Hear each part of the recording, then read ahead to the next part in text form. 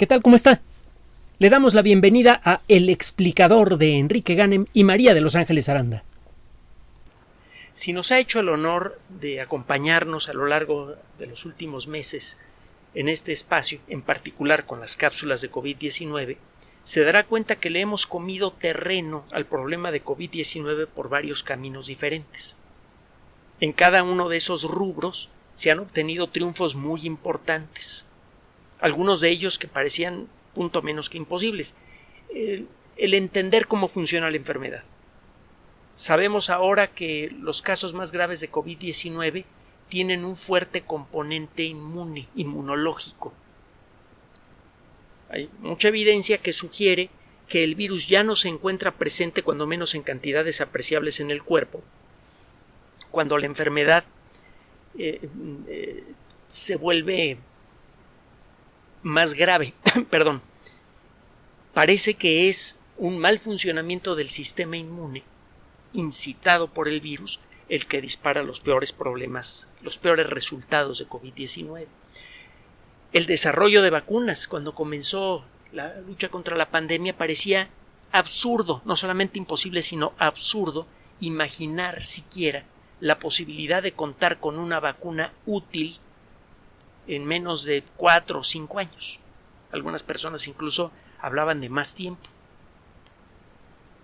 Ahora tenemos una cantidad enorme de vacunas. Están las que ya se encuentran en circulación, que son muchas, y están las que vienen. Y vienen mejorando. Además, muchas de las vacunas que están por llegar a las pruebas de nivel 1, nivel 2, nivel 3, tienen varias características muy atractivas, por ejemplo las vacunas intranasales, etcétera, etcétera. Todo esto ha llegado muy rápido y los resultados de los estudios que se han hecho hasta ahora indican que las vacunas son sorprendentemente efectivas para evitar lo primero que se quiere evitar, la enfermedad grave. Y resultan fáciles de ajustar para sacar nuevas versiones. Comentamos que hace poco ya nos llegó por ahí el rumor de la existencia de la versión 2.0 de algunas de las vacunas más populares. Bueno, más populares, más comunes, más sonadas. En algunos terrenos, sin embargo, el desarrollo ha sido más lento. Por ejemplo, el reducir la gravedad de la enfermedad en los casos más serios. Sí se ha conseguido aumentar, cuando menos en los hospitales mejor equipados, en un 20 o 30% el porcentaje de supervivencia de los pacientes más graves. Esto se consiguió en los primeros meses de la pandemia y después el progreso ha sido mucho más lento. En parte porque hemos tardado mucho en entender todos los vericuetos moleculares de esta enfermedad, que son muchísimos. Acuérdese que una sola célula humana es increíble, terriblemente compleja. Alguna vez hacíamos la comparación con lo que sucede en una ciudad, ¿se acuerdan? Lo que sucede en el interior de una sola célula en un solo segundo supera con mucho la capacidad de todos los sistemas de cómputo sumados de todo el planeta para describirlo. Entonces, lo que sucede en un manojo de 100 millones de células, que es un ser humano, se vuelve absolutamente intratable, cuando menos al detalle. Estamos descubriendo día a día detalles de la enfermedad y eso está abriendo nuevas posibilidades terapéuticas y nuevas posibilidades incluso no solo de darle un tratamiento de soporte apropiado a los enfermos graves, sino incluso de buscar una cura. Empezamos a entender por dónde tenemos que atacar a la enfermedad para poder generar una cura viable. Ese es un terreno en el que sí se han obtenido avances bastante tangibles, se siguen obteniendo avances, pero no vamos tan adelantados como en el caso de las vacunas. Por eso, por cierto, es bueno estar protegido contra la enfermedad, tanto con vacunas como con buen comportamiento. Es mucho más fácil prevenir la enfermedad con una vacuna y utilizando las mascarillas, sana distancia, etcétera, etcétera, que tratar de curarla cuando se vuelve grave. Uno de los temas relacionados con el tratamiento de la enfermedad que más importan es cómo discriminar aquellas personas que dan positivo a COVID-19 pero no desarrollan la enfermedad grave de las personas que sí la desarrollan. Este es un tema muy delicado porque al principio de la enfermedad los resultados de los exámenes de laboratorio y de los exámenes físicos que se le hacen a los pacientes hasta el momento no dan una idea clara de quién va a desarrollar una enfermedad grave. Sabemos que hay factores que pueden favorecer el desarrollo de la enfermedad más seria, por ejemplo, diabetes, por ejemplo, hipertensión, problemas circulatorios en general, etcétera, un cierto rango de edades, pero eso no es una garantía para predecir el desarrollo de la enfermedad. Y es frustrante porque lo que sí se ha conseguido a nivel de tratamiento en salas de urgencia es mejorar de manera sustancial la probabilidad de que un enfermo se recupere de la enfermedad grave si comienza a ser tratado a tiempo. Si comienza el tratamiento más o menos agresivo cuando la enfermedad todavía no se ha vuelto grave, pero está en vías de convertirse en enfermedad seria. El caso es que no tenemos forma de predecirlo y el darle un tratamiento agresivo a una persona que va a tener la enfermedad intermedia puede resultar contraproducente. Además, está usted desperdiciando pólvora, figurativamente hablando, porque está usted gastando recursos humanos y materiales en un enfermo que nunca se va a agravar. Entonces es verdaderamente frustrante para los médicos el tener un montón de pacientes y no saber a quiénes les voy a dar un tratamiento más intenso y quiénes solamente tengo que observarlos porque lo más probable es que la enfermedad no pase de ser una molestia más o menos severa y se van a recuperar. En ese aspecto, en esa cuestión, sí se han obtenido algunos efectos muy interesantes y lo hemos comentado.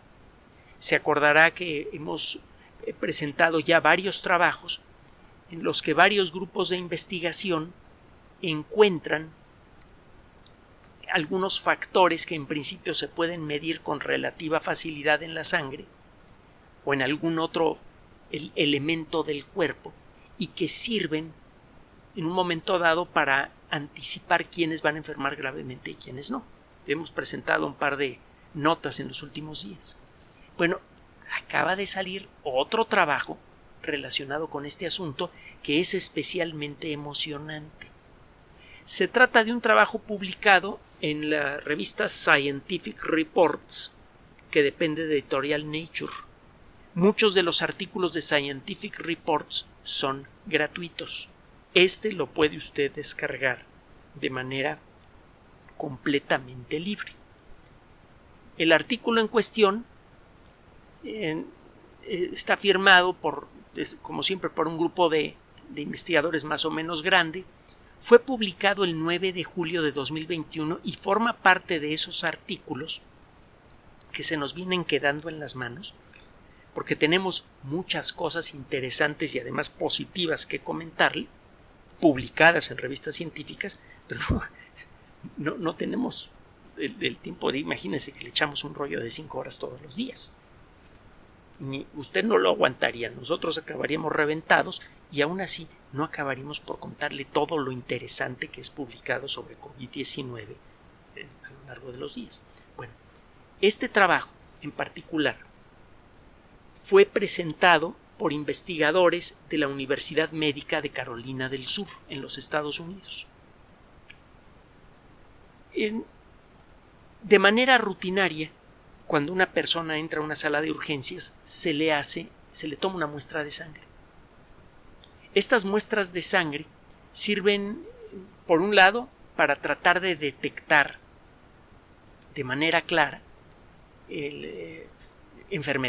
alguna enfermedad. Muchas veces una persona que entra a una sala de urgencias no está en condiciones de dar suficiente ayuda a los médicos para que puedan hacer un diagnóstico y puedan empezar a darle un tratamiento que resulte efectivo. Entonces, necesita usted tomar una prueba de sangre y empezar a buscar en ciertos parámetros de esas pruebas de sangre lo que necesita para saber, para comenzar a saber qué tiene su paciente. Así que las pruebas de sangre se le toman de manera regular a las personas que tienen la necesidad de entrar en una sala de urgencias. Una cosa que vienen haciendo algunos grupos de investigación es estudiar con el mayor detalle posible lo que se llama la química sanguínea de las personas que han entrado a salas de urgencias con diagnóstico de COVID-19. La química sanguínea es una descripción detallada de todas las sustancias que encuentra usted en la sangre, cuando menos las que se pueden medir con relativa facilidad. Entre otras cosas, encuentra sustancias inorgánicas, por ejemplo, encuentra átomos de sodio, de potasio o de calcio, que por estar sumergidos en un medio acuoso rico en agua, en un medio líquido rico en agua, han perdido electrones. Cuando usted mete un átomo de potasio en agua, generalmente pierde un electrón. Lo mismo le pasa al átomo de sodio. Un átomo de calcio generalmente pierde 2 electrones. A estas sustancias se les llama solutos porque se disuelven en agua. El solvente es el líquido, el material que disuelve a los solutos. El solvente en estos casos es agua y los solutos, por ejemplo, son átomos individuales de sodio, potasio, calcio, átomos de fósforo pegados a alguna cosilla por allí, por ejemplo, a átomos de oxígeno. Entonces, por una parte se hacen, usted puede encontrar con relativa facilidad en una muestra de sangre, algunas pruebas son más sencillas, otras son un poquito más elaboradas, puede encontrar materiales inorgánicos, sodio, potasio, calcio, etc. Y encuentra una gran cantidad de sustancias orgánicas diferentes, de sustancias ricas en carbono, y estos átomos de carbono muchas veces están encadenados para formar moléculas complejas. Encuentra usted proteínas, encuentra grasas y otras cosillas más. Muchas veces la presencia de estas sustancias le pueden dar mucha información a un médico. Por ejemplo, si tiene usted una alteración de ciertas proteínas en sangre que son producidas en el hígado, usted puede decir, oye, esta persona tiene afectada su función hepática. Eso de arranque ya le empieza a abrir usted vías de, por un lado, de tratamiento de soporte, es decir, tratamiento para mantener vivo y más o menos funcional al paciente en lo que se descubre qué es lo que tiene. Eso es un tratamiento de soporte. Entonces, si usted detecta que las enzimas hepáticas, las proteínas con actividad enzimática producidas por el hígado y que circulan en sangre, tienen valores alterados, usted ya sabe que hay algo que está afectando al hígado. De arranque eso le permite como médico, conocedor de cuestiones de urgencias, pues que sí le voy a dar tales y tales cosas a esta persona porque eso es lo que normalmente le sirve a personas con función hepática afectada. Y además vamos a hacer estudios más específicos del hígado. Si es necesario, vamos a tomar una pequeña muestra del hígado, hacer una biopsia para ver qué le está pasando a esta persona y poder tratarla. Entonces, lo primero que hace es tomar sangre y mide la presencia de distintas sustancias en sangre. Esto ya se hace de manera estándar. Hay una sustancia que encuentra usted en la sangre y que está por todas partes en nuestro cuerpo. Se trata de una molécula que pertenece al mismo tiempo a 2 familias químicas diferentes. Una de esas familias químicas es la de los lípidos, una forma elegante de referirse a lo que coloquialmente usted y yo llamamos grasas. Esta misma molécula, por ciertas características que tiene, está emparentada con otra familia química, la de los alcoholes. Normalmente cuando pensamos en alcohol pensamos en lo que viene en una cerveza o en el vino o en algún licor y que puede afectar el comportamiento y echar a perder el hígado. Pero en realidad las moléculas que tienen una cierta estructura molecular en algún rincón de su cuerpo se les llama alcoholes, aunque no tengan la capacidad para producir esos efectos en el sistema nervioso. El alcohol etílico, por ejemplo, no debe estar presente en el cuerpo por mucho tiempo. Además de tener un mal efecto en el hígado y en el sistema nervioso, es cancerígeno, etcétera, etcétera, etcétera. Pero hay otro tipo de sustancias emparentadas con los alcoholes que es superfundamental que son superfundamentales para la vida. Una de estas sustancias es la esfingosina. La puede usted encontrar en la Wikipedia. La esfingosina es una estructura molecular alargada. Si usted ve una molécula de esfingosina, parece un bastón. Y forma parte parte fundamental de la membrana de todas las células. Algunas veces hemos dicho que las células son esferitas de grasa con proteínas clavadas en su superficie. Desde luego es una simplificación de las cosas. Pero la esfingosina es una de las grasas más importantes que encuentra usted en la membrana de las células, probablemente la más importante. Forma parte de una familia de sustancias muy parecidas que las encuentra usted por todas partes de nuestro cuerpo. Por ejemplo, la esfingomielina es también una grasa que encuentra usted integrando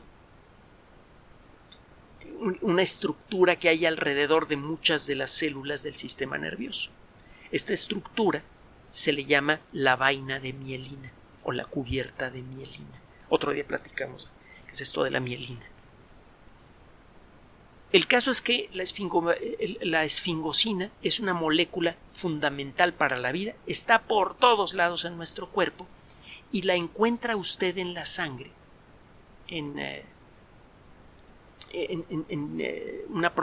dentro de un cierto rango de valores. Cuando usted toma sangre de una persona sana, va a encontrar que la concentración de esfingosina siempre está dentro de ciertos límites. Lo que encontraron estos investigadores al ponerse a estudiar las infecciones por COVID-19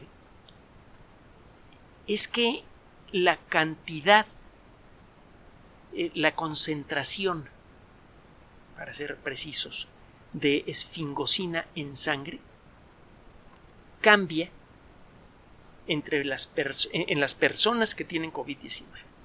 Para comenzar, encuentra usted un valor alterado de esfingosina. Y lo siguiente que encontraron, que es mucho más valioso, es lo siguiente.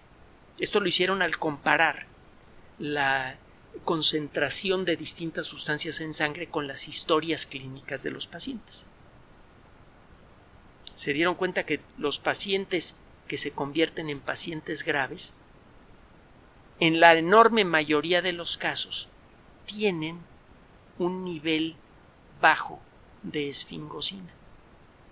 Los pacientes que tienen un nivel elevado de esfingosina y de una sustancia que está asociada con la producción de la esfingosina, que se llama ácido, la traducción al español suena medio feo, el ácido queramidoso.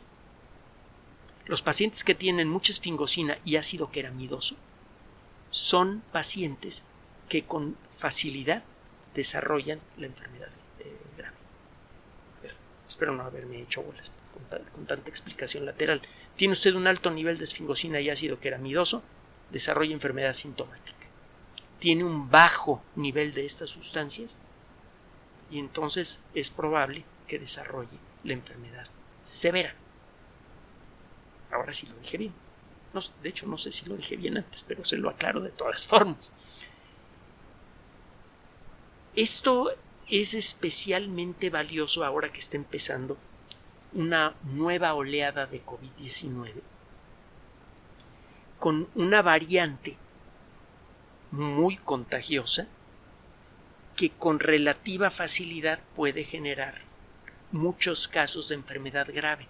No porque sea más agresiva, ya lo hemos dicho en otras ocasiones, la variante Delta no parece ser más agresiva que otras variantes conocidas de SARS-CoV-2, pero lo que sí es claro es que por ser más contagiosa es más probable que más gente se enferme y es por lo tanto más probable que más gente pueda llegar a una sala de terapia intensiva. Entonces, este descubrimiento, que desde luego acaba de ser comunicado hace apenas un mes, más o menos, poco menos de un mes, y que empieza a ser explorado en las áreas de urgencias de muchos hospitales, de confirmarse, y todo parece indicar que sí se va a confirmar, podría servir como una herramienta crucial para distinguir rápidamente y a tiempo a las personas que tienen una alta probabilidad de enfermar gravemente. Empieza usted a recibir pacientes en el área de urgencias, les toma una muestra de sangre, las manda al laboratorio y pide que se haga énfasis en la esfingosina y la queramidasa, que es el nombre más corto del ácido queramídico que le mencioné hace rato. Si los valores son bajos, si están entre los rangos que fueron indicados por estos autores en este trabajo, que repito, puede usted descargar libremente y leer por cuenta propia, si es usted médico le puede interesar de manera especial este trabajo, entonces inmediatamente canalizan ustedes a esta persona a un área en donde se encuentra la gente que todavía no desarrolla la enfermedad grave, pero que va a estar bajo observación especial, y empieza usted a darle un tratamiento un poco más intenso. Por ejemplo, anticuerpos monoclonales para tratar de quitar el virus lo más pronto posible del cuerpo. Por ejemplo, derivados de la cortisona para reducir el proceso de inflamación. Empieza usted a aplicar aquellos tratamientos que han sido publicados en revistas de prestigio y han sido revisados por expertos, y que de manera clara aumentan la probabilidad de tratar aumenta la probabilidad de que un paciente sobreviva a la enfermedad grave. Si usted hace eso a tiempo, lo que se ha observado es que la gente desarrolla una enfermedad grave de menor duración y tiene una mayor probabilidad de recuperación cuando la desarrolla. Es una excelente noticia. De pronto podemos de pronto tenemos una herramienta de fácil uso, fácil de implementar en muchos laboratorios de muchos hospitales, para poder distinguir mejor a las personas que van a necesitar atención especial, y se le puede empezar a otorgar esa atención a tiempo en la mayoría de los casos. Ojo con lo que voy a decir, para reducir el riesgo de que la enfermedad grave termine de la peor forma posible. No es una cura, pero ciertamente si se interviene a tiempo en esta enfermedad, se reduce sustancialmente la probabilidad de que el resultado sea el peor posible.